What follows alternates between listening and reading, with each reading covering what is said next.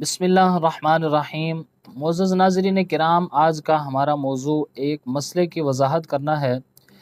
कि अक्सर देखने में ये आता है कि बाज़ लोगों पर हज फ़र्ज़ होता है लेकिन वो हज पर नहीं जाते, और जब उनसे पूछा जाए तो वो ये कहते हैं कि भाई जवान बेटी घर पर बैठी है, उसकी शादी है, उसकी शादी यानी करने की वजह से मैं हज पर नहीं जा रहा। यानी शादी के अखराजात भी हैं, और अगरचे हज फ़र्ज़ तो है लेकिन वो कहता है कि शादी में अखराजात वो पूरे ना होने की वजह से अभी हज में मैं ताख़ीर कर रहा हूँ, मैं हज के लिए नहीं जाऊँगा बल्कि पहले बेटी की शादी करूँगा और फिर हज के लिए जाऊँगा। तो क्या ऐसा शख्स जिस पर हज फ़र्ज़ है वो क्या बेटी की शादी को उसमें रुकावट बनाकर और इसको शरई रुकावट कह सकता है या नहीं? नाज़रीन किराम, ये बात ज़हन में रखें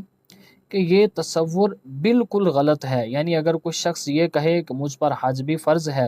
लेकिन बेटी की शादी की वजह से मैं इसको लेट कर रहा हूँ, ये तसव्वुर बिल्कुल ही शरई एतबार से एक गलत तसव्वुर है। इसलिए कि बेटी की शादी, बेटी का गैर शादीशुदा होना या हज की फ़र्ज़ियत या हज की अदायगी में ये कोई रुकावट नहीं है। इसलिए कि बेटी का गैर शादीशुदा होना हज की फ़र्ज़ियत के लिए रुकावट होना ये बिल्कुल भी शरई रुकावट नहीं है। इसलिए कि वाज़े तौर पर ये अहकामात मौजूद हैं कि हुकूकुल्लाह और हुकूकुल इबाद में कहीं भी बाहम तसादुम जो है वो नज़र नहीं आएगा। यानी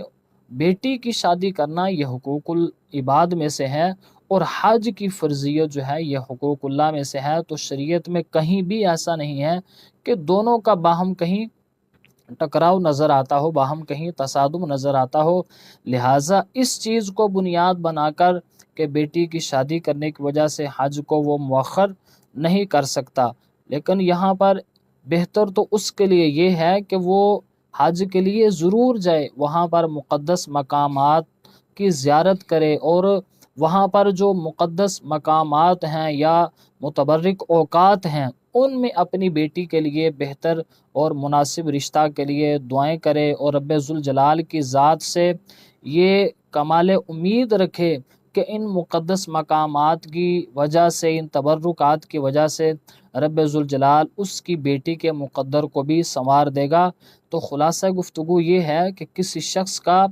इस चीज़ को शरई रुकावट समझकर हज के लिए ना जाना ये बिल्कुल एक गलत तसव्वुर है, बल्कि उस शख्स को चाहिए कि वो अगर हज फ़र्ज़ है तो इसमें वो शख्स रुकावट इसको नहीं बना सकता। लेकिन यहाँ ये बात ज़हन में रखें कि अगर किसी शख्स का उसके बीवी बच्चों के लिए हिफाजत के लिए कोई महरम रिश्तेदार मौजूद नहीं है, तो जब तक उसका कोई महरम रिश्तेदार घर वापस नहीं आ जाता या घर मौजूद नहीं होता, उस वक़्त तक वो हज पर जाने के लिए इसको उज़र बना सकता है। यानी ये शरई उज़र कहलाएगा कि जब तक उसको कोई महरम रिश्तेदार उसको बोलते हैं जिसके साथ निकाह जो है वो हराम होता है। यानी जैसे बाप है, बेटा है,